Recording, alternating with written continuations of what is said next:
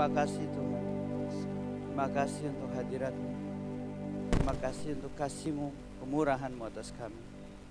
Terima kasih untuk waktu ini kami boleh berkumpul beribadah, memuji, menyembah-Mu. Terima kasih Tuhan untuk segala sesuatu ini. Biarlah apa yang telah kami naikkan, pujian penyembahan kami, persembahan offering kami, biar itu menjadi suatu persembahan yang harum dan berkenan kepada Tuhan. Nah, Kau sebentar kami akan mendengarkan firman-Mu. Urapi setiap daripada kami Tuhan. Dimulai dari hamba-Mu. Meskipun hamba-Mu telah mempersiapkan ini semua, tapi hamba-Mu tahu tanpa pengurapan, perkenanan, penyertaan Tuhan, maka sia-sialah hamba-Mu mempersiapkan ini. Maka itu hamba-Mu sekali lagi meminta kepadamu dengan segenap kerendahan hati. Kiranya Kau Allah berkenan untuk menyertai pemberitaan firman-Mu, mengurapinya, menyertai dengan tanda-tanda mujizat, supaya umat-Mu diberkati Tuhan. Urapi lidah bibir hamba-Mu untuk bisa menyampaikan sesuai dengan kehendak-Mu, dan juga jamah hati dan telinga umat-Mu Tuhan. Buka telinga rohani dan hati mereka supaya mereka dapat menangkap pesan Tuhan. Bukan khotbah yang mereka dengar, melainkan pesan yang akan mengubahkan hidup mereka. Terima kasih Bapa, terima kasih Yesus. Kami siap mendengar firman-Mu. Dalam nama Tuhan Yesus Kristus kami sudah mengucap syukur. Semua yang percaya sama-sama kita katakan amin. Beri tepuk tangan buat Tuhan. Saudara silakan duduk. Terima kasih tim Praise and Worship. Shalom. Apa kabar saudara? Amin. Terima kasih kepada Bapak Rohani saya, Pak Hani, yang telah mengizinkan saya untuk sharing firman Tuhan. Suatu hal kebanggaan saudara, kalau bulan ini adalah bulan tanggal 28 Agustus, pas saya genap 25 tahun jadi orang percaya saudara. Jadi saya sudah silver saudara, belum gold, masih silver. Ya, sore hari ini saya akan menyampaikan sesuatu yang menginspirasi saya ketika saya mengalaminya tepatnya di bulan Mei saudara, tepatnya di tanggal 8 Mei saudara, itu pas hari ulang tahun saya. Tolong dicatat saudara. Kalau mau kasih kado saya masih terima. Mau minta rekening bilang aja saudara. Dan apa yang saya alami nanti saya akan saksikan di akhir khotbah saudara. Apa yang saya alami itu yang menginspirasi saya untuk menyampaikan firman ini. Dan saya berharap, saya percaya firman ini akan memerdekakan saudara. Firman ini akan membuka mata rohani saudara dan mengerti tentang kekuatan daripada mulut kita. Boleh tampilkan multimedia? Terima kasih. Nah saudara, tema daripada sore hari ini ada berbicara tentang the importance of our mouth, pentingnya mulut kita saudara. Ya, kita baca ayatnya di sini, kita baca bersama-sama. 2, 3. Aku meminta kepadamu, jangan kamu memaksa aku untuk menunjukkan keberanianku dari dekat, sebagaimana aku berniat bertindak keras terhadap orang-orang tertentu yang menyangka bahwa kami hidup secara duniawi. Memang kami masih hidup di dunia, tetapi kami tidak berjuang secara duniawi. Karena senjata kami dalam perjuangan bukanlah senjata duniawi, melainkan senjata yang diperlengkapi dengan kuasa Allah yang sanggup untuk meruntuhkan benteng-benteng saudara. Luar biasa, dua hal di sini saudara, dari ayat 3 ayat ini ada dua hal saudara. Yang pertama adalah Paulus tidak menyangkal bahwa dia masih tinggal di dunia. Dia tidak berkata bahwa saya ini sedang melayang-layang ya, saya tidak tinggal di dunia. Dia percaya, dia yakin bahwa memang kita masih tinggal di dunia, tapi tidak berjuang secara duniawi. Nah saudara, saya percaya kita semua di sini masih tinggal di dunia. Amin saudara. Yang enggak amin dari surga berarti. Masih tinggal di dunia saudara, amin. Dan kita ketahui dunia ini semakin jahat saudara ya. Ada suatu informasi yang saya dapatkan berapa bulan yang lalu, saya lupa mungkin 2 bulan yang lalu, suatu hal yang sangat mengerikan, dikatakan bahwa Partai Demokrat saudara, di Amerika itu ada 2 partai, Republik sama Demokrat saudara ya. Nah, Demokrat ini sedang merencanakan RUU saudara, rancangan undang-undang yang diharapkan bisa disahkan. Apa itu isinya saudara? Isinya dikatakan bahwa ketika nanti aborsi dilakukan tetapi gagal saudara, pengertian gagal adalah bayinya tetap keluar, tetap lahir, dokter boleh membunuhnya saudara. Jadi undang-undang ini mengesahkan aborsi meskipun sudah keluar saudara. Jadi sudah pengertiannya sudah bunuh di luar saudara. Dan ini saya tidak tahu apakah sudah disahkan sama MK-nya Amerika apa belum, tapi ini sesuatu hal yang nyata. Jadi saudara, memang dunia ini semakin hari semakin jahat. Tapi puji Tuhan, kalau kita lihat slide ini saudara, ayat ini, kita kembalikan slide. Ayat ini berkata bahwa kita tidak berjuang secara duniawi dan dikatakan kita mempunyai senjata. Yang apa saudara? senjata yang diperlengkapi dengan kekuasa Allah yang sanggup meruntuhkan benteng-benteng. Jadi kita punya senjata yang diperlengkapi dengan kuasa Allah yang sanggup meruntuhkan benteng-benteng. Kira-kira apa saudara? Kuasa apa yang bisa meruntuhkan benteng-benteng? Kalau secara logika kita pikir untuk meruntuhkan benteng kita perlu senjata, bom atau basoka, rudal atau batu dan segala macam. Nah kira-kira apa saudara? Nah kita lihat sini saudara, berikutnya dikata ini adalah sisa peninggalan daripada tembok Yeriko. Dan kalau kita lihat tembok Yeriko ini begitu lebar dan begitu padat saudara. Saking lebarnya saudara bahwa 2 kereta kuda bisa melewatinya bersamaan.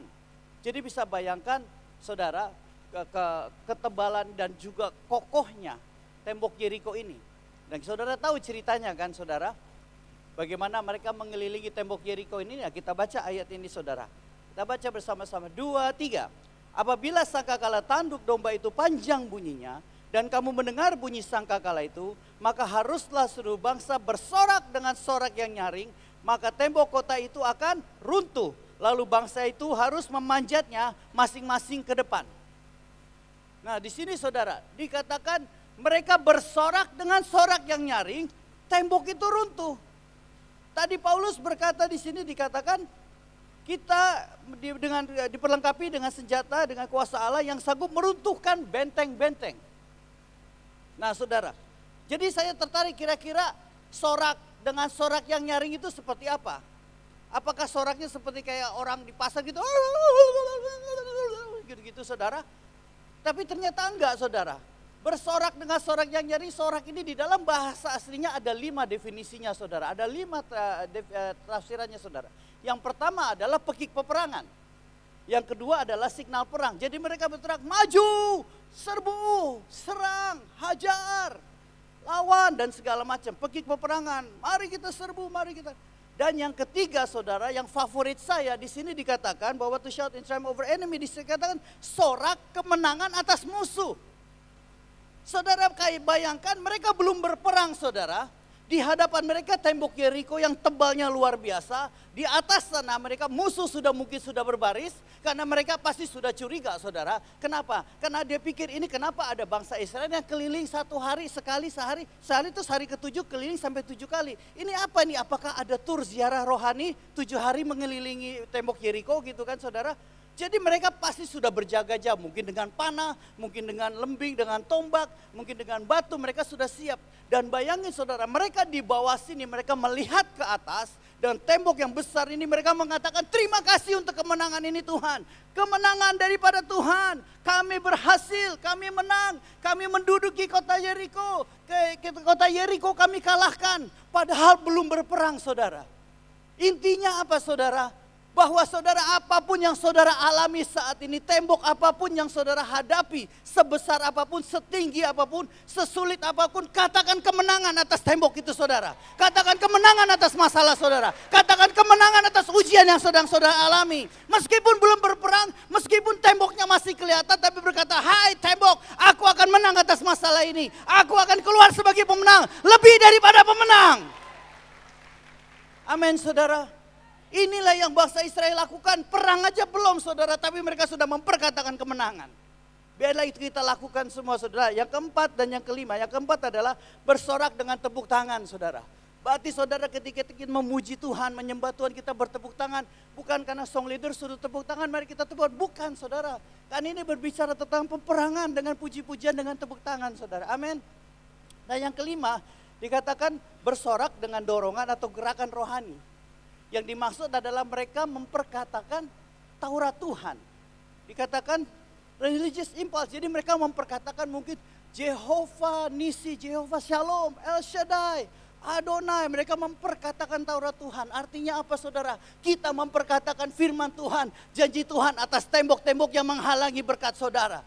Tembok-tembok yang menghalangi kesembuhan saudara. Tembok-tembok yang menghalangi terobosan saudara. Katakan, hei tembok, aku percaya Allahku akan mencukupkan segala kebutuhanku menurut kekayaan dan kemuliaannya dalam Yesus Kristus. Hai tembok, segala perkara dapat kutanggung. Meskipun berat, meskipun sulit, meskipun sesak. Segala perkara dapat kutanggung melalui Dia yang menguatkanku.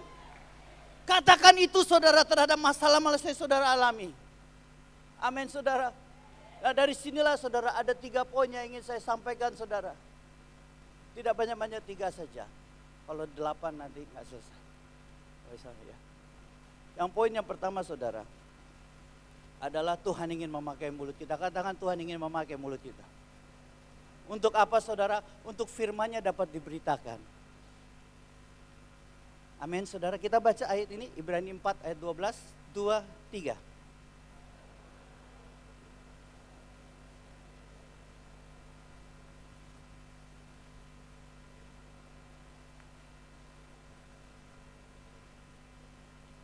Ya, sanggup membedakan pertimbangan dan pikiran hati kita. Nah saudara, ayat ini dikatakan firman Tuhan itu lebih tajam daripada pedang bermata dua. Dan yang kedua, di sini dikatakan bahwa ia menusuk amat dalam sampai memisahkan antara jiwa dan roh saudara. Memisahkan jiwa dan roh. Apa maksudnya saudara? Saudara tahu bahwa Tuhan itu tidak mau jiwa kita dan roh kita bersatu. Maka itu firman itu dia pakai untuk memisahkan jiwa dan roh kita. Kenapa saudara? Kita tahu satu hal tentang jiwa. Jiwa itu terdiri dari apa saudara? Pikiran, perasaan, dan kehendak. Sekarang saya mau tanya sama saudara. Satu hal yang kita tahu tentang perasaan kita tidak stabil. Betul? Apa di sini ada yang perasaannya stabil? Ada kabar baik? Ada kabar sedih? Ada kabar gembira? Enggak saudara. Apalagi ini di sini ada wanita-wanita yang saya tahu saudara. Kalau sudah mendekati hari yang ke-28 saudara, ya sudah mau datang itu saudara, emosi nggak stabil, ya kan? Terus tumpahinnya ke suaminya dimarahin, nggak ada alasan apa-apa, tiba-tiba dimaki-maki gitu, ini kenapa gitu kan? Ya kan? Saudara perasaan lagi sedih, kehilangan anggota keluarga atau kehilangan sesuatu, saudara sedih. Ketika pikiran saudara dipenuhi dengan masalah, ketika saudara mulai mikir kenapa bisnis saya nggak laku-laku, kenapa saya ini kontrak saya nggak diperpanjang, kenapa saya belum dapat pekerjaan, kenapa saya mencoba ini nggak berhasil, kita mulai keraguan-raguan. Nah saudara, bayangin saudara, jiwa itu seperti itu dan kita tahu Yesus bilang apa? Roh itu penurut. Yesus berkata kepada mereka, roh itu penurut. Nah saudara bisa bayangkan kalau roh dan jiwa bersatu, kalau jiwanya lagi gundah gulana, rohnya ikut gundah gulana saudara. Ketika jiwanya lagi sedih, rohnya ikut sedih. Ketika jiwanya lagi marah, lagi emosi, rohnya ikut marah. Maka dari itu saudara, firman Tuhan inilah yang memisahkan antara roh dan jiwa. Sehingga sekalipun saudara mengalami kesulitan, sekalipun saudara mengalami suatu hal yang membuat saudara sedih, membuat saudara stres, saudara dapat berkata, hai jiwaku pujilah Tuhan. Roh saudara tidak akan dipengaruhi dengan apa yang saudara alami. Karena firman Tuhan itu memisahkan. Sehingga saudara berkata, hai jiwaku pujilah Tuhan. Sehingga meskipun saudara lagi gundah gulana. Sepertinya kenapa kok saya sudah mau hampir kepala 3 belum dapat jodoh-jodoh. Tetapi firman Tuhan berkata, tidak baik manusia hidup sendiri. Aku akan dapat jodoh dalam nama Yesus. Amin saudara. Sehingga roh saudara tidak dipengaruhi oleh jiwa saudara yang tidak stabil. Tapi roh saudara akan menurut kepada firman Tuhan. Inilah makanya saudara, kenapa Tuhan ingin memakai mulut saudara, supaya firman-Nya dapat diberitakan melalui mulut saudara. Kita lihat di sini saudara, di dalam Yeremia. Yeremia saudara dipanggil oleh Tuhan ketika dia masih anak-anak saudara, masih remaja. Dikatakan di sini, oh Tuhan, aku ini masih muda. Ayatnya saudara, kalau kita mundur ke belakang ayatnya, nah di dalam bahasa Inggrisnya dikatakan lebih spesifik lagi, I am a child, anak saudara. Nah di dalam bahasa aslinya dikatakan itu dimulai dari 0 sampai 17 tahun saudara. Berarti dia masih remaja. Katakan bonus-bonus lah, cincai 2, 3, katakan 19 tahun lah atau 20 tahun. Masih kecil saudara, tapi Tuhan sudah angkat dia. Dan kita tahu saudara, yang dia hadapi siapa saudara? Yang dia hadapi raja-raja, yang dia hadapi nabi-nabi, yang dia hadapi ahli-ahli Taurat yang sudah tua-tua, Farisi, orang-orang yang tua-tua yang jenggotnya panjang-panjang, yang gak pernah senyum saudara, yang mukanya serem-serem semua saudara. Ini yang dia hadapi. Dan Tuhan tahu bahwa Yeremia kamu masih muda dan kamu pasti mungkin tidak didengar. Maka dari itu di sini dikatakan, lalu Tuhan mengulurkan tangannya, menjamah mulutku, Tuhan berfirman kepadaku, sesungguhnya aku menaruh perkataan-perkataanku ke dalam mulutmu. Tuhan menaruh perkataan-perkataannya yang lebih tajam daripada pedang bermata dua, yang sanggup meruntuhkan benteng-benteng, ditaruh di mulutnya Yeremia. Dan kita lihat ayat berikutnya, kita baca bersama-sama 2, 3. Ketahuilah pada hari ini Aku mengangkat engkau atas bangsa-bangsa dan atas kerajaan-kerajaan untuk mencabut dan merobohkan, untuk membinasakan dan meruntuhkan, untuk membangun dan menanam. Tuhan tahu bahwa Yeremia, kamu sebagai umur mungkin gak dipandang sebelah mata. Kalau kita jujur, kalau kita punya anak, saudara bapak di sini orang tua yang punya anak umurnya masih 15, 16, 17 tahun. Dan ketika dia datang ke kita terus berusaha ngajarin kita, papa mama tahu bagaimana kita cara hidup. Kalau kita ingin hidup yang benar, kita harus begini-begini. Kalau kita mau ekonomi kita bagus, caranya begini. Kita investasi begini-begini. Kita mungkin langsung berkata, kamu gaya. Masih ingusan. Nih tisu, lap tuh. Ya saudara. Nah, Tuhan tahu. Sehingga dia bilang, Yeremia, aku tahu yang kamu hadapi. Makanya aku menaruh perkataan-perkataan ke dalam mulutmu. Sehingga kau bisa mengalahkan segala bangsa-bangsa, kerajaan-kerajaan, bisa mencabut, merobohkan, meruntuhkan, menanam. Nah sekarang bagaimana tuh, Pak, itu kan perjanjian lama. Nah kita lihat di dalam perjanjian baru, saudara. Apa yang terjadi? Yesus berkata kepada murid-muridnya. Nah perhatikan ini. Yesus berkata murid-muridnya, kamu jangan pergi. Ya jangan pergi. Kenapa? Karena sebelum kamu diperlengkapi dengan kekuasaan dari tempat yang maha tinggi. Kita tahu maksudnya Yesus biar kamu dipenuhi oleh Roh Kudus dulu. Dan kita tahu ceritanya di Kisah Para Rasul 1 ayat 8 dikatakan apa? Engkau akan menerima kuasa kalau Roh Kudus turun ke atas kamu. Dan kita tahu saudara, ada suatu perbedaan ketika mereka menerima sebelum dan sesudahnya. Kita ambil contoh Petrus, saudara. Petrus sebelum dia dipenuhi oleh Roh Kudus, dia berkata apa? Tuhan Yesus, aku akan ikut engkau. Sekalipun ikut ke penjara kemana aku akan ikut. Terus Yesus bilang, Allah kamu nanti sebelum ayam berkokok, kamu menyangkal aku 3 kali. Petrus bilang, oh tidak Tuhan, sekalipun kesalib, sekalipun mati aku akan ikut engkau. Nah, kita tahu ceritanya saudara, malam-malam saudara sampai ke 3 kali saudara. Sama ibu-ibu takut saudara. Ibu-ibu bilang, kamu ya orang-orang yang pergi sama. Enggak, malah mengutuki Yesus dikatakan. Alkitab, mengutuki Yesus, itu orang pergi ke neraka. Orang itu terkutuk, aku tidak kenal dia seperti segala macam saudara. Bayangin saudara sama ibu-ibu, tadinya dia gegabah. Sama emak-emak dia takut saudara. The power of emak-emak mengalahkan Petrus saudara. Tapi kita lihat setelah dia dipenuhi oleh kekuatan yang kuasa yang dari maha tinggi, diperlengkapi dengan kekuasaan dari tempat tinggi, saudara.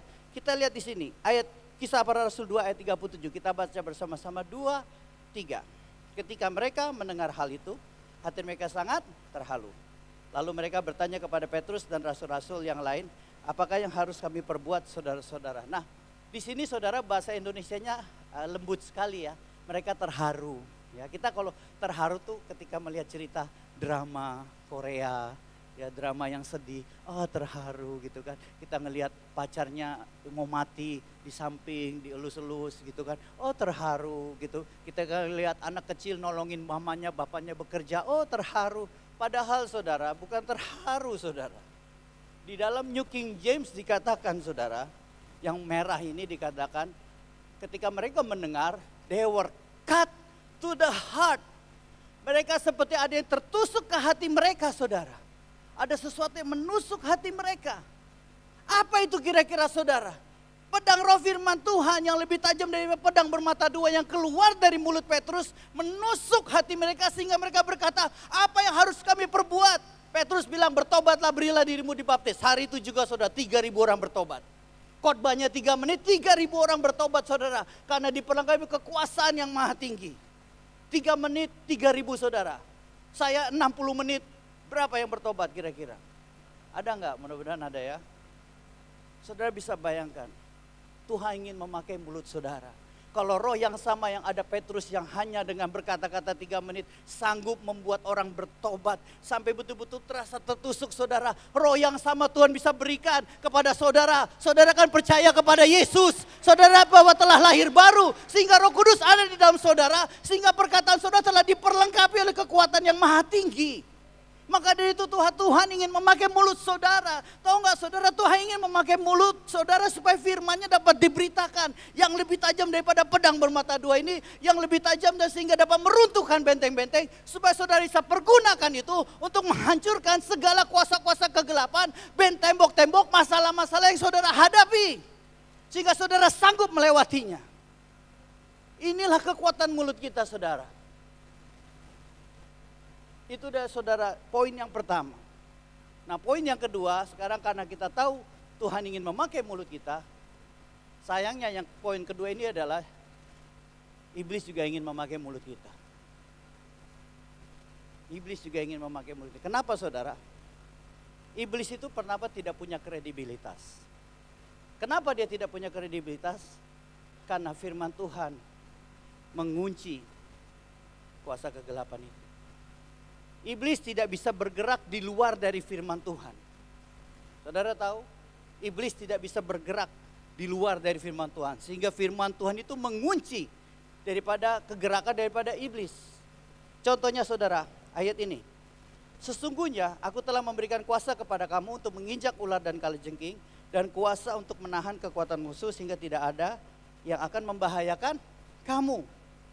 Nah, iblis tahu firman ini, jadi dia tahu bahwa kita akan menginjak iblis. Kita akan menginjak kalajengking, kita akan menginjak ular. Sehingga dia tahu saudara bahwa dia akan diinjak oleh kita. Dan yang kedua dikatakan tidak ada yang akan membahayakan kamu. Iblis tidak bisa membahayakan kita saudara. Saudara tahu nggak? Karena firman Tuhan yang mengatakan demikian. Saudara tahu iblis pun minta izin sama Tuhan untuk menyerang Ayub. Saudara tahu ceritanya? Iblis minta izin sama Tuhan untuk mau mencelakakan Ayub. Iblis minta izin sama Yesus mau menyerang Petrus. Yesus sampai bilang ke Petrus, Petrus, iblis telah meminta kamu. Kok tahu? Semua nggak ada yang tahu, tapi Yesus tahu karena iblis minta izin sama Yesus mau menyerang, mau mengambil nyawanya Petrus.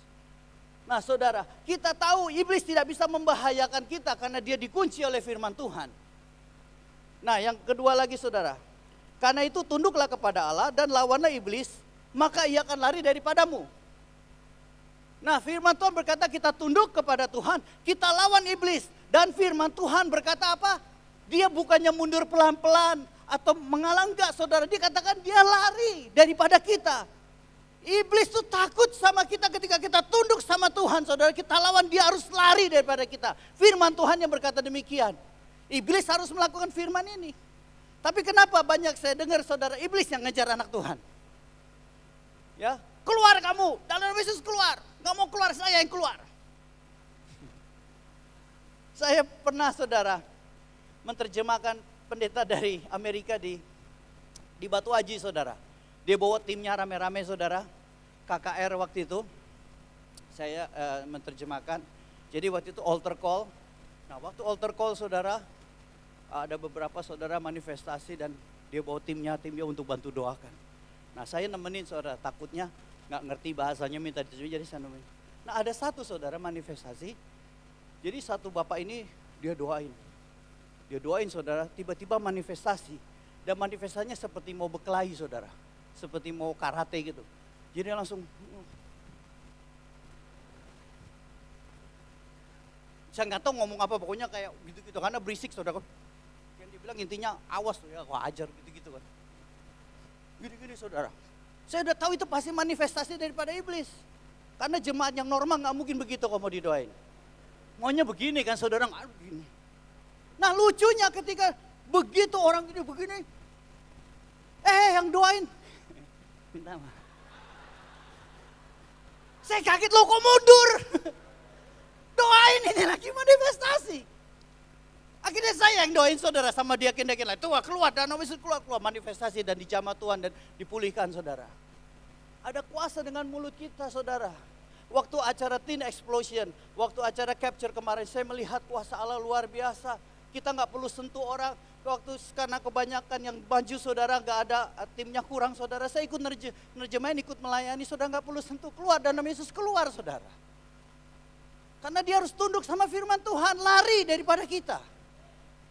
Satu lagi saudara, pencuri datang untuk mencuri, membunuh, membinasakan. Aku datang supaya mereka mempunyai hidup dan mempunyai dalam segala kelimpahan. Nah firman ini menyatakan bahwa iblis memang datang untuk mencuri. Dia memang punya keleluasan untuk mencuri saudara. Saya yakin saudara di sini pernah kehilangan betul, kehilangan uang lah, kehilangan sesuatu lah, apapun. Nah ini karena memang ada saudara ayatnya. Tapi saudara, ending ayat ini berkata bahwa iblis memang datang untuk mencuri. membunuh, membinasakan. Tapi aku datang untuk memberikan kamu kehidupan yang berkelimpahan. Intinya apa saudara? Apa yang iblis curi, tuh ketika Tuhan datang ke dalam kehidupan saudara, saudara akan mengambil kembali apa yang iblis curi daripada hidup saudara. Saudara tahu cerita Ziklag? Daud kehilangan istri, anaknya dan hartanya, tapi kita tahu di situ Daud tidak berpikir tentang hartanya orang Amalek, tidak berpikir untuk hartanya, yang dipikir sama istri dan anak-anaknya aja saudara. Tetapi Tuhan berkatakan kamu akan mengambil semuanya, dan bukan hanya itu, dapat bonus-bonusnya saudara. Firman Tuhan mencatat dikatakan baik yang kecil, yang besar, kembali semua. Pengertiannya mereka yang kerugiannya cuma 100 perak sama kerugiannya mungkin 10 miliar, itu kembali kepada mereka. Plus saudara, dikatakan dia menjarah hartanya bangsa Amalek. Jadi sudah kembali hartanya, lagi tambah bonus-bonusnya, harta musuh saudara. Inilah yang firman Tuhan katakan, bahwa aku datang akan mengambil kembali apa yang iblis curi daripada hidupmu, plus bonus-bonusnya akan kuberikan kepadamu. Berdalam kelimpahan, amin saudara. Ini firman Tuhan, lanjut saudara. Ini, kamu berasal daripada Allah, anak-anakku, dan kamu telah mengalahkan nabi-nabi palsu itu. Sebab roh yang ada di dalam kamu lebih besar roh yang ada di dalam dunia. Amin saudara. Percaya bahwa roh yang ada di dalam saudara lebih besar daripada roh yang ada di dunia ini. Berarti saudara, roh yang ada di dalam saudara lebih besar daripada Lucifer. Amin. Gak usah takut saudara, amin aja. Ini firman Tuhan yang ngomong. Jadi saudara tahu, iblis itu seperti di dalam kerangkeng ini saudara. Firman Tuhan mengunci dia. Dia tidak bisa bergerak. Dia tidak punya kredibilitas. Karena dia dikunci oleh firman Tuhan. Dan digembok saudara, dikunci. Tapi saudara, ini apa yang terjadi? Kenapa kita sering melihat kok sepertinya iblis tuh bekerjanya luar biasa ya? Kok kenapa iblis tuh sepertinya kok dahsyat ya? Kok kenapa sih ya sepertinya doa sakitnya makin parah ya? Kok kenapa sudah doa kok sepertinya tidak dijawab? Perhatikan ini saudara. Ya. Ayat ini saudara, Tuhan berkata kepada murid-muridnya di dalam Matius pasal yang ke-16. Dikatakan begini, dan aku pun berkata kepadamu, engkau adalah Petrus, dan di atas batu karang ini aku mendirikan jemaatmu, dan alam maut tidak akan menguasainya. Perhatikan ayat berikutnya, kita baca bersama-sama. 2, 3. Kepadamu akan kuberikan kunci kerajaan sorga. Apa yang kau ikat di dunia ini, terikat di sorga. Dan apa yang kau lepaskan di dunia ini, terlepas di sorga. Jadi saudara, karena iblis ini dia tidak bisa bergerak, dia tidak punya kredibilitas, gimana caranya untuk dia bisa dapat kredibilitas? Dia mengharapkan kita untuk menggunakan kunci kita ini, bukannya mengikat dia, justru melepaskan dia, membuka kunci itu supaya dia bisa bergerak keluar dari kandangnya dan bergerak secara leluasa. Maka dari itu iblis dikatakan dia adalah master of hoax. Dia adalah suka dengan berita-berita kebohongan. Dan banyak daripada anak Tuhan termakan percaya dengan kebohongan demi kebohongan. Dikatakan, oh ya, aku memang sakit. Engkongku diabetes, papaku diabetes. Berarti saya pasti diabetes. Nanti anak saya diabetes juga. Ketika kita berkata itu saudara, iblis keluar, yes. Dia keluar dari kandangnya, dia datang kepada Tuhan. Dia katakan, Tuhan, anakmu baru bilang dia pasti kena diabetes Tuhan. Aku kasih diabetes ya. Puji Tuhan, Tuhan Yesus itu baik. 1 Yohanes 2 itu dikatakan, ketika kita berbuat dosa, Yesus sebagai pengantara kita. Pengantara itu sebetulnya pengacara, advokat yang membela kita. Karena kita tahu kita selalu didakwa siang dan malam oleh si iblis si jahat. Nah saudara, ketika kita mempunyai kunci ini, ketika kita menyalahgunakannya, bukannya kita melepaskan kuasa Roh Kudus, bukannya kita melepaskan kuasa Allah dan mengikat kuasa si jahat, mengikat kuasa si iblis, kita malah kebalikannya. Sehingga akhirnya iblis membuat kita merasa melakukan sesuatu. Contohnya begini saudara. Ya, saudara merasa tangannya kebas-kebas nih. Kebas-kebas kan? Aduh kebas-kebas. Iblis taruh di pikiran, gejala stroke, gejala stroke, gejala stroke. Kalau saudara bilang, iya ya kayaknya gejala stroke, ya stroke beneran nanti saudara. Nah saya ngomong gini, bukan karena saya ini sudah lebih kudus dari saudara, oh beda level ya, sorry ya, maaf ya, saya di atas saudara di sini, enggak saudara. Saya pun kadang-kadang ini pengertian gini adalah saudara, saya mengerti kita ini kadang-kadang latah, ya, ceplosan, saudara. Nah, saya kasih solusinya, saudara. Kalau saudara keceplosan, saudara mungkin nggak berniat, saudara minta maaf, cabut aja, saudara. Contoh nih pengalaman saya pribadi supaya saya tahu bahwa saya ini juga masih punya kelemahan, ya. Manusia, pengkhotbah juga manusia gitu, saudara. Nah, saya lagi bawa mobil, ya kan, ada bawa mobil, di depan saya ada mobil dan saya di sebelah kanannya. Itu sudah mepet, saudara. Sudah istilahnya ruangannya kecil. Tiba-tiba ada motor masuk, saudara, ngebut lagi. Set gitu, mengejar supaya pas lewatnya, saudara. Saya harus ngerem. Ngerem, dia lagi lewat, sudah begini, saudara. Swing, hampir kena gitu, saudara. Dan bukannya minta maaf kayak begini atau apa, dia malah begini, saudara. Dikira lagi atraksi gitu, saudara.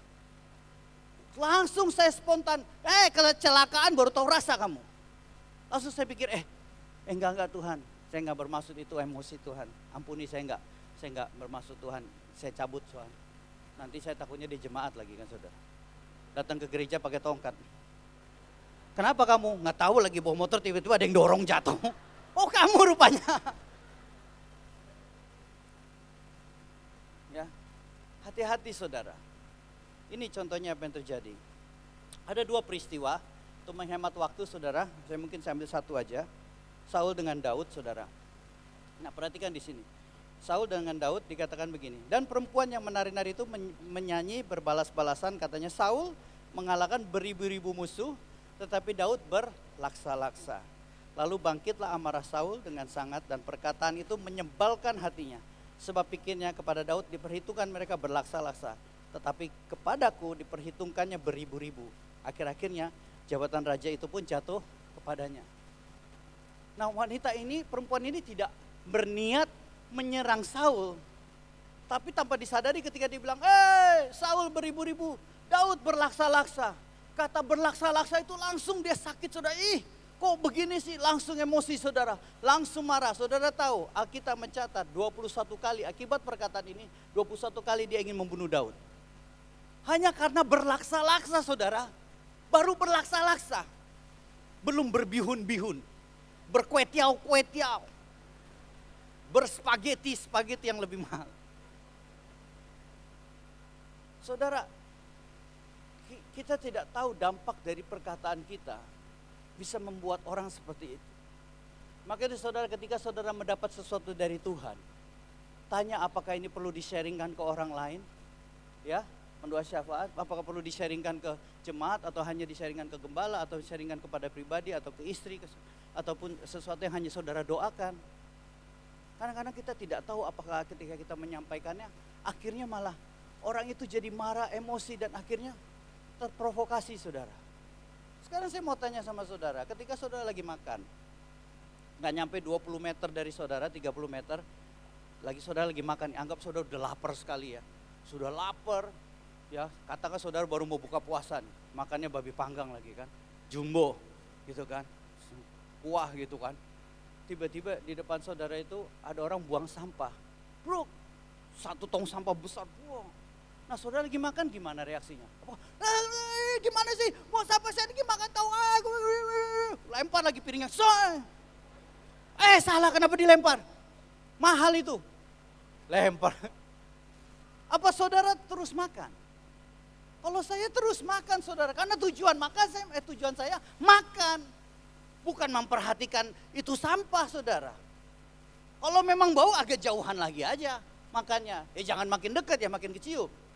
Makin jauh, makan lagi, saudara. Karena itu adalah distraction, itu adalah suatu gangguan, saudara. Nah, ini satu tema lagi yang saya akan sampaikan berikutnya kalau diundang lagi, saudara. Tapi itu nanti tunggu tanggal mainnya. Ini kita kembali ke sini dulu. Ya, saudara, ya. Nah, sampai di sini saudara tahu, ya. Ya, tentang ini, saudara. Pokoknya nabi tua ini berbohong sehingga abdi Allahnya itu mati karena kebohongan nabi tuanya ini, saudara. Nah, kita baca ayat ini, saudara. 2-3. Dengan lidah kita memuji Tuhan Bapa kita, dan dengan lidah kita mengutuk manusia yang diciptakan menurut rupa Allah. Dari mulut yang satu keluar berkat dan kutuk. Hal ini, saudara-saudaraku, tidak boleh demikian terjadi. Adakah sumber memancarkan air tawar dan air pahit dari mata air yang sama, saudara? Nah, di sini dikatakan dari mulut yang sama kita bisa memuji Tuhan, tapi kok bisa mengutuk ciptaannya. Iblis tuh ingin memakai mulut kita supaya dia bisa melaksanakan agendanya. Karena dia terkunci, saudara. Dan firman Tuhan berkata, kuberikan kepadamu kunci. Apa yang kamu ikat di bumi, terikat di surga. Apa yang kamu lepaskan di bumi, terlepas di surga. Kalau kita melepaskan kuasa Allah, roh Allah mengalir di tempat ini. Roh Allah akan mengalir dan menjamah saudara. Tapi kalau saudara berkata, kayaknya aku akan hidup susah seumur hidup. Susah, engkongku susah, bapakku susah, aku susah, anakku juga susah. Itu akan melepaskan kuasa. Iblis berkata, anakmu ini memang harus hidup susah karena dia sendiri yang ngomong. Jadi saudara, kunci yang saudara pegang, apakah saudara membuka kuasa Tuhan untuk lebih termanifestasi dalam hidup saudara, supaya Roh Kudus semakin berkuasa di saudara, atau saudara membukanya untuk melepaskan daripada kuasa si jahat supaya dia bisa bergerak secara luar biasa. Begitu kenapa kita melihat dunia ini semakin jahat, kenapa kita melihat anak-anak Tuhan kok sepertinya kalah dengan iblis, saudara? Karena salah menggunakan kunci. Maka itu kita akan masuk ke poin yang ketiga, saudara. Poin yang ke-1, yang kedua kita tahu. Poin yang pertama kita tahu Tuhan ingin memakai mulut kita. Poin yang kedua, iblis juga ingin memakai mulut kita. Nah, poin yang ketiga, saudara, kembali ke kita. Kita bisa memakai mulut kita untuk membuka atau menutup berkat kita. Kembali lagi ke kita. Apakah kita mau membuka berkat kita atau malah menutup berkat kita? Matius 18, tadi 16 saudara, kita lompat 2 pasal, kita baca ini bersama-sama 2, 3. Aku berkata kepadamu, sesungguhnya apa yang kamu ikat di dunia ini akan terikat di surga. Dan apa yang kamu lepaskan di dunia ini akan terlepas di surga. Dan lagi aku berkata kepadamu, jika 2 orang daripadamu di dunia ini sepakat meminta apapun juga, permintaan mereka itu akan dikabulkan oleh Bapakku yang di surga. 2 orang sepakat di dunia ini, Tuhan akan kabulkan. Ayat berikutnya, Imam Andi belum selesai. Ayat berikutnya dikatakan, karena 2-3 orang berkumpul dalam nama Tuhan, Tuhan hadir. Saudara percaya Tuhan hadir di tempat ini? Karena 2-3 orang berkumpul dalam nama Tuhan. Dan kalau saudara sepakat 2-3 orang, saudara suami istri sepakat, Tuhan akan kabulkan apa yang saudara doakan. Tuhan akan berikan apa yang saudara minta. Yang kata tepuk tangan saya tahu mungkin datangnya single. Pak, gimana saya datang sendiri, Pak? Gak usah khawatir, saudara. Saya akan sepakat dengan saudara. Bukan sepakat jadi pacar saudara, bukan, saya sudah menikah. Tapi sepakat dengan apa yang saudara doakan. Amin. Saya percaya setiap daripada kita punya pokok doa, punya beban, punya kerinduan, punya suatu pokok doa yang belum dijawab, kerinduan yang belum dijawab, mungkin beban yang belum dijawab oleh Tuhan. Kita akan praktikkan firman Tuhan hari ini, saudara. Setelah kita nanti selesai firman, kita memuji menyembah Tuhan, kita akan langsung praktekkan perkataan firman Tuhan ini. Amin, saudara. Dan saudara yang datang single gak apa-apa, saya akan sepakat dengan apa yang saudara doakan. 2-3 orang sepakat, Tuhan hadir dan kita praktekkan mulut kita yang sudah diperlengkapi dengan kekuatan yang maha tinggi ini untuk memperkatakan janji Tuhan dan akan digenapi terjadi dalam hidup saudara. Kita ke malam ini menghancurkan benteng-benteng yang ada di dalam kehidupan saudara malam hari ini. Amin, saudara. Siap mau berdoa, sudah semangat ya, pengen doa ya saudara ya. Pengen doa saudara, tunggu belum selesai firman. Belum bersaksi saudara. Nah, mohon jangan salah tangkap, saya bukan mau mamer saudara. Tapi ini ada sesuatu yang luar biasa dari perjalanan liburan saya kemarin bulan Juni. Waktu saya liburan bulan Juni ke Amerika mengunjungi mama saya saudara. Kita pergi ke suatu tempat namanya Niagara Falls di Buffalo, New York saudara. Niagara Falls ini adalah air terjun yang memisahkan antara New York, Amerika dengan Kanada. Dan itu air terjunnya luar biasa. Saudara lihat ini videonya sebentar aja saudara, 1-2 menit aja. Fokus ke air terjunnya saudara, jangan ke saya tahu saya ganteng saudara. Tapi fokusnya ke air terjunnya ya saudara ya. Lihat ini saudara. Kita sekarang berada di Niagara Falls, New York. Kita berada di one of the great wonders of the world. Lihat air terjunnya saudara, dahsyat. Luar biasa, air terjunnya dahsyat, bukan? Begitu dahsyat, sampai ke sana lebih dahsyat lagi. Luar biasa jutaan. Tapi ketahuilah, apakah Bapak Ibu mengetahui bahwa Niagara Falls ini pernah kering, tidak ada air sama sekali, kering total. Jadi mereka hanya cukup menutup pagar-pagar di hulu sehingga air tidak mengalir, sehingga ini menjadi batu-batu yang kering, bukan lagi air yang deras. Sama seperti Alkitab berkata bahwa mulut itu susah digenggam. Kapal yang begitu besar diatur oleh juru kemudi yang kecil. Sama seperti air terjun yang dahsyat ini. Diatur hanya dengan... Sudah cukup. Biar nggak salah fokus. Nah saudara, ini air terjun yang tadi saya kasih lihat saudara. Saudara lihat videonya, air terjunnya dahsyat saudara, betul. Kita lihat sebagaimana dia melengkung seperti itu saudara. Tapi saudara tahu ketika diselidiki di Google saudara, bahwa air terjun yang sama, tempat yang lokasi yang sama, saudara lihat ini, lihat saudara. Seperti ini. Kering saudara. Kita lihat ini saudara, air terjunnya. Ya, lihat sampai ke sana saudara. Kita lihat air terjun yang sama. Kering saudara. Saudara tahu, ternyata saudara, mereka pernah menutup air terjun ini saudara. Jadi mereka pergi ke hulu, mereka tutup dengan pagar-pagar kecil ya. Pagar-pagar kecil ditutup sehingga air berhenti mengalir, sehingga lama-kelamaan menjadi seperti ini. Kalau saudara lihat saudara, di sini ada orang saudara, lihat ada orang, di sini ada crane, ada orang, tahu nggak ceritanya apa, kenapa saudara? Mereka mau renovasi air terjunnya. Air terjun bisa direnovasi juga rupanya saudara. Nah disitulah Tuhan bicara sama saya, kamu tahu, kamu lihat kemegahan air terjun ini, berbicara apa? Berkat Tuhan akan mengalir dalam hidupmu seperti dahsyatnya air terjun ini. Tetapi dengan mulutmu juga kamu bisa menutup berkat ini sehingga bisa kering seperti ini. Jadi kembali kepada kita. Kita mau membuka pintu berkat itu besar-besar atau kita mau menutup berkat dalam kehidupan kita. Mohon jangan salah tanggap. Saya tidak mengajak saudara untuk berhalusinasi. Saya tidak mengajak saudara untuk berfantasi. Ya, maksudnya apa? Maksudnya kayak, Tuhan, aku akan menjadi pemain sepak bola yang hebat seperti Messi. Aku akan bisa main sepak bola seperti Ronaldo. Oh ya, aku percaya Tuhan. Besoknya join tim sepak bola, nggak nyampe sejam saudara akan dikeluarin. Nendangnya aja salah. Pakai sepatu aja kebalik. Saya bukan begitu, tapi yang saya maksud adalah saudara kita memperkatakan firman Tuhan. Kita memperkatakan janji Tuhan dari mulut kita. Sehingga apa yang firman Tuhan katakan terjadi dalam hidup kita. Bukan berhalusinasi saudara seperti, oh kalau gitu aku akan punya Tuhan, aku minta rumah yang besar 10 lantai. Nanti Tuhan bilang siapa yang ngepel? Iya Tuhan ya. Mau minta pesawat pribadi, mau minta helikopter Tuhan, nanti Tuhan bilang mendaratnya di mana? Begitu turun saudara, semua atap-atap tetangga terangkat semuanya. Komplain sama satu RT RW saudara. Tapi yang saya mau adalah memperkatakan janji firman Tuhan. Amin saudara. Nah kita lihat di sini apa yang firman Tuhan katakan ini saudara. Lihat saja kapal-kapal walaupun amat besar dan digerakkan oleh angin keras, namun dapat dikendalikan oleh kemudi yang amat kecil menurut kehendak juru mudi. Ini saudara, kapal yang besar ini dikendalikan oleh yang hijau ini saudara. Kecil sekali rudder saudara, kemudi yang kecil. Terserah mau dibelok ke kanan sama juru kemudi, ke kanan dia, ke kiri saudara. Nah dikatakan sama dengan lidah, ayat 5. Demikian juga lidah, walaupun suatu anggota yang kecil dari tubuh, namun dapat memegahkan perkara-perkara yang besar. Lihatlah, betapapun kecilnya api, ia dapat membakar hutan yang besar saudara. Nah saudara bisa bayangkan, api yang kecil itu selalu kita seneng saudara. Ya, apalagi apinya di atas lilin, di atas kue ulang tahun. Ya kan, wih lilinnya nyala, tiup lilinnya, ya kan, saudara happy tepuk tangan. Tapi kalau kebakaran hutan nggak kayak gitu saudara moodnya. Kebakaran.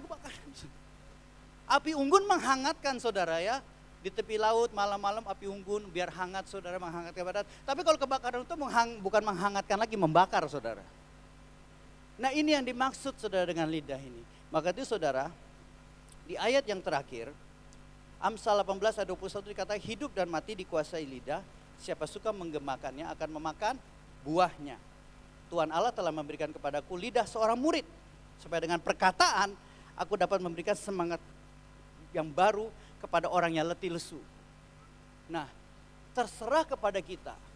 Mulut kita telah diperlengkapi oleh kekuasaan yang maha tinggi. Firman Tuhan yang lebih tajam dari pedang bermata dua itu, Tuhan telah taruh di dalam mulut kita, sehingga mulut kita seperti ada suatu kekuatan yang memperlengkapi kita. Tanpa itu, tanpa Roh Kudus kita seperti tidak bisa apa-apa, saudara, tidak ada kekuatan apa-apa. Ya, sama seperti saudara tahu kalau saudara suka nonton Avenger, saudara tahu Avenger? Avenger tahu lah ya, Avenger. Tahu lah ya. Saudara tahu Iron Man kan? Nah Iron Man itu bisa macam-macam saudara, bisa terbang, bisa tembak, bisa anti peluru dan segala. Coba kalau dia keluar saudara, manusia biasa. Tony Stark meskipun hayalan saudara, tapi ini saya memberikan gambaran. Nah sama seperti kita ini seperti biasa nggak punya kekuatan apa-apa. Tetapi ketika Roh Kudus datang kepada kita, dia menaruh perkataannya, firman Tuhannya lebih tajam daripada pedang bermata dua itu. Yang sanggup meruntuhkan benteng-benteng, ditaruh di dalam mulut kita, tiba-tiba perkataan kita penuh kuasa. Sehingga kita berkata-kata seperti menusuk, menghancurkan tembok-tembok dan meruntuhkan benteng-benteng saudara. Dan ini yang dikatakan.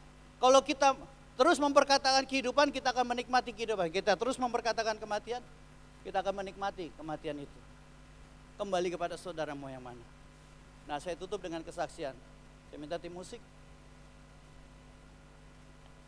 Aku punya Tuhan. Pada tanggal 7 Mei saudara, saya waktu itu kebetulan pas ke Jakarta. Tanggal 8 itu saya ulang tahun saudara. Nah tanggal 7 Mei itu saya datang ke Jakarta karena tanggal 8-nya saya mau appointment dengan 3 klien saudara. Ya, sebetulnya harusnya appointmentnya 1 minggu sebelumnya. Nah, seminggu sebelumnya itu pas saya nggak bisa, betul-betul saya nggak bisa pergi. Akhirnya saya minta tolong sama klien-klien saya, boleh nggak dimundurkan ke tanggal 8. Mereka bilang, oh ya bisa Pak. Ada yang bilang, oh ya kemungkinan bisa, ya begitu, ya sudah. Akhirnya begitu tahu tanggal 8 itu hari ulang tahun saya. Jadi bilang, aduh gimana ya, nggak enak nih ninggalin istri di rumah. Dan istri pun juga bilang, kamu ngapain pergi pas ulang tahun, pisah dari anak, kamu yang rugi loh. Gitu kan, padahal saya bilang, bilang aja kamu yang kangen. Istri saya di sini. Ya, jadi, tapi apa yang terjadi adalah, tanggal 7 malam saudara, tiba-tiba saya dihubungi oleh 2 klien saya dari 3 ini. Dua-duanya membatalkan saudara karena besoknya nggak bisa. Wah itu saya betul-betul seperti devastated ya, betul-betul kayak down sekali. Aduh kenapa ya Tuhan? Kenapa ya? Saya sedih saudara malam hari itu. Pagi-pagi saya bangun saudara, saya happy, itu harusnya hari ulang tahun saya, harusnya bahagia. Saya sedih, saya down saudara. Saya duduk diam, meskipun handphone saya itu pasti bunyi berita ucapan-ucapan, saya diam saja. Dalam keadaan sedih saudara. Nah, nggak lama kemudian teman saya telepon. Happy birthday ya gini-gini, saya mau doakan kamu. Nah saudara, akhirnya dia doakan saya. Nah perhatikan ini saudara. Ketika dia doakan saya saudara, di telinga kiri saya mendengarkan perkataan dia. Tiba-tiba Tuhan berbicara kepada telinga kanan saya berkata gini. Kenapa kamu tidak menggunakan mulutmu untuk memperkatakan janjiku? Kenapa kamu tidak mempergunakan mulutmu untuk memperkatakan janjiku? Diulang-ulang terus saudara. Sampai saya tiba-tiba jadi excited. Jadi ya Tuhan. Saya ingat 2 tahun yang lalu saudara, 2017. Waktu saya ke Israel saudara. Tuhan pernah bilang sama saya jelas sekali. Di waktu saya ada di gereja Tabga saudara ya. Sebelah kita ibadahnya setelah itu. Tuhan berkata, minta Andre, minta. Kamu gak pernah minta, kenapa kamu gak minta? Minta Andre. Saya ini bukan tipe orang yang suka kayak Tuhan minta ini Tuhan. Apalagi klaim-klaim saudara ya. Ya klaim, ngelihat mobil bagus dalam nama Yesus milik saya, dalam nama Yesus. Ngelihat rumah bagus, rumah ini dalam milik saya. Yang keluar jemaat, Bapak pendeta ngapain kamu pegang-pegang rumah saya? Mau pindah alih milik lah. Saya gak suka begitu saudara. Tapi saat itu Tuhan bicara gitu. Dan kembali lagi tanggal 8 itu saudara. Tuhan bilang, kenapa kamu tidak mempergunakan mulutmu untuk memperkatakan janjimu? Saya kemudian saudara, begitu selesai, teman saya sampai saya nggak sabar gitu. Begitu dia selesai, saya ceritakan apa yang kamu tahu nggak apa yang saya alami, dan saya sharing saudara.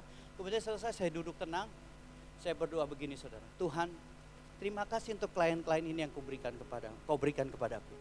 Terima kasih untuk klien-klien, lebih dari 1 loh saudara. Klien-klien ini yang kau berikan kepadaku. Terima kasih Tuhan. Saya tulis di grup partner saya, terima kasih untuk klien-klien yang kau berikan kepada kami Tuhan. Padahal meeting aja belum. Tapi saudara tahu apa yang terjadi? Nggak nyampe 5 menit saudara, WhatsApp masuk. Dikatakan, Pak kita tetap jadi meeting. Jadi yang tadinya batal 1, sekarang jadi 2.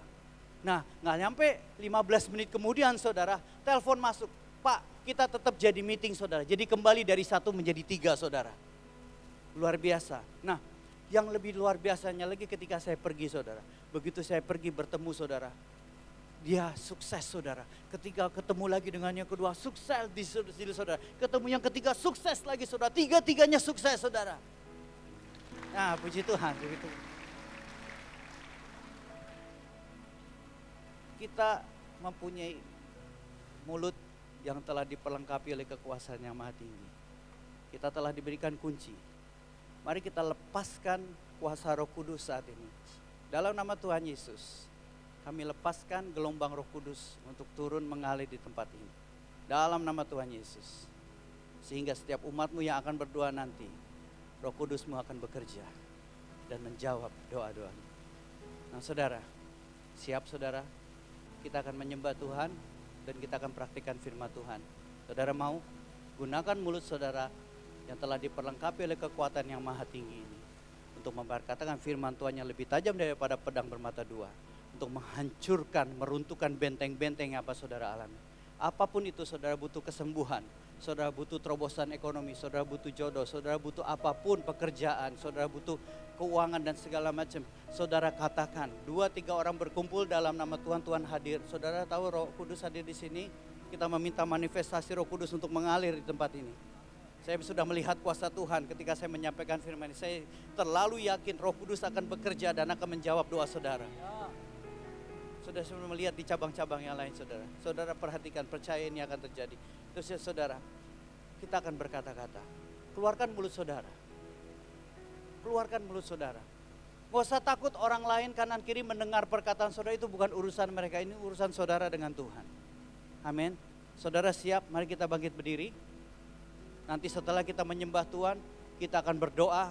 Kita akan perkatakan pokok doa, kerinduan, beban, apapun itu kita akan berdoa bersama-sama. Dan saya akan sepakat dengan apa yang doakan. Mari kita angkat pujian ini bersama-sama.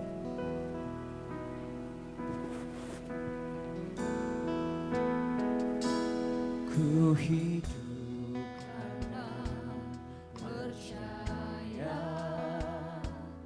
Kau yang berjanji setia. Harapanku selalu ada di dalam-Mu. Haleluya. Ku tidak akan menyerah Walau dalam kesesakan, dalam kesesakan, seluruh hidupku dalam katakan dengan yakin saudara, jadikan ini doa saudara. Aku punya Tuhan yang besar. Aku punya Tuhan yang besar, yang telah berjanji, yang sanggup menggenapi. Imanku bersepakat percaya kuasa-Nya. Ku terima sekarang kemenangan dari-Mu. Kita angkat pujian ini dari awal, jadikan ini pernyataan iman kita. Ku hidup karena percaya. Karena percaya. Amin. Kau yang Dia yang berjanji kepada saudara. Dia adalah Allah yang setia dan pasti menggenapi. berharapanku selalu ada di dalam-Mu. Tetap percaya meskipun dalam kesesakan saudara.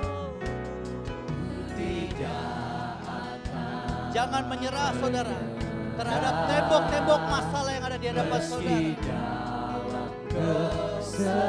Karena Dia Allah yang setia dan sanggup. Haleluya. Mari katakan lebih sungguh-sungguh lagi. Aku punya Tuhan yang besar. Aku punya Tuhan yang besar, yang telah Berjanji dan pasti menggenapi. Haleluya. Imanku bersepakat Percaya iman kita sepakat kepada kuasa Tuhan. Ku terima sekarang Haleluya.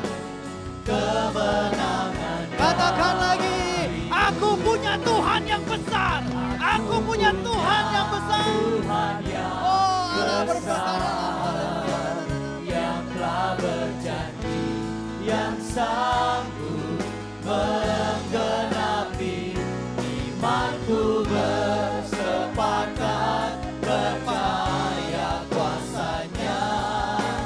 Ku terima sekarang kebenaran. Katakan lagi. Oh, aku mempunyai Allah yang besar, yang berjanji dan pasti menggenapi setiap janji-janjinya. Haleluya. Yang sanggup menggenapi imanku bersepakat percaya kuasa-Nya. Ku terima sekarang kemenangan darimu. Ku terima sekarang. Ku terima sekarang kemenangan Mari kita berkatakan dengan iman, kami menerima kemenangan. Haleluya. Apapun tembok di hadapanmu, kita terima kemenangan ini. Dirimu, yes. Oh, haleluya. Haleluya. Kami lepaskan manifestasi daripada Roh Kudus hadir di tempat ini. 2-3 orang berkumpul dalam nama-Mu Engkau hadir. Saudara siap, dalam hitungan ketiga, saudara keluarkan perkataan saudara. Katakan beban saudara, mau saudara menangis, berteriak, saudara mengerang, saudara berdoa, apapun itu, Tuhan hadir di sini dan siap menjawab, menggenapi segala janjinya. Siap saudara? Hitungan ketiga, 2, 1, keluarkan suara saudara, keluarkan suaramu, keluarkan suaramu, katakan apa yang menjadi kerinduanmu, keluarkan. Biarkan kau mendengar suaramu sendiri. Karena Tuhan hadir di sini. Tuhan menjamah. Tuhan menjamah. Tuhan menjamah. Oh Tuhan. Hamba-Mu sepakat dengan mereka. Hamba-Mu sepakat dengan apa yang mereka doakan. Hamba-Mu sepakat dengan apa yang mereka doakan. Apa yang mereka doakan pasti digenapi. Engkau hadir di tempat ini. Lawan Tuhan. Oh radadabas. Yes Tuhan, yes. Pelepasan terjadi, kesembuhan terjadi. Haleluya. Oh, your time, Lord God. It's your time, Lord God. Engkau yang bekerja, Tuhan. Oh, bukan manusia. Oh, keluarkan perkataanmu. Biarlah Tuhan mendengar. Tuhan, kau mendengar dari surga. Engkau hadir di sini. Engkau mendengar. Engkau akan menjawab. Menggenapi. Oh, yes Tuhan. Yes Tuhan. Yes Tuhan. Yes Tuhan. Hamba-Mu sepakat dengan apa yang mereka ucapkan. Segala kuasa kegelapan, aku menggunakan kunci yang kau berikan kepadaku. Aku ikat kuasa iblis, tinggalkan umat-Mu, tinggalkan umat-Mu, tinggalkan umat-Mu dalam nama Yesus. Dan aku lepaskan kuasa Roh Kudus. Aku lepaskan lawatan Tuhan. Aku lepaskan berkat Tuhan. Aku lepaskan kemuliaan Tuhan. Aku lepaskan kados kemuliaan itu turun, menjamah. Lepaskan dalam nama Yesus. Oh haleluya. Terima kasih Tuhan. Mungkin mereka ada yang langsung mendapat jawabannya saat ini. Tapi mungkin ada yang mereka mendapatnya setelah mereka pulang. Mungkin mereka mendapatkannya ketika mereka besok malam. Atau lusa. Atau minggu depan. Atau bulan depan. Atau mungkin tahun depan. Tapi satu hal yang mereka terima malam hari ini. Mereka akan terus memperkatakan janji-Mu sampai digenapi. Sampai tembok Yeriko di hadapan mereka hancur di dalam nama Tuhan Yesus. Segala tembok-tembok masalah, tembok sakit penyakit, tembok kesulitan, tembok kesesakan dihancurkan di dalam nama Tuhan Yesus Kristus. Terima kasih Tuhan. Meteraikan doa hamba-Mu. Sempurnakan pemberitaan firman. Dalam nama Tuhan Yesus Kristus, haleluya.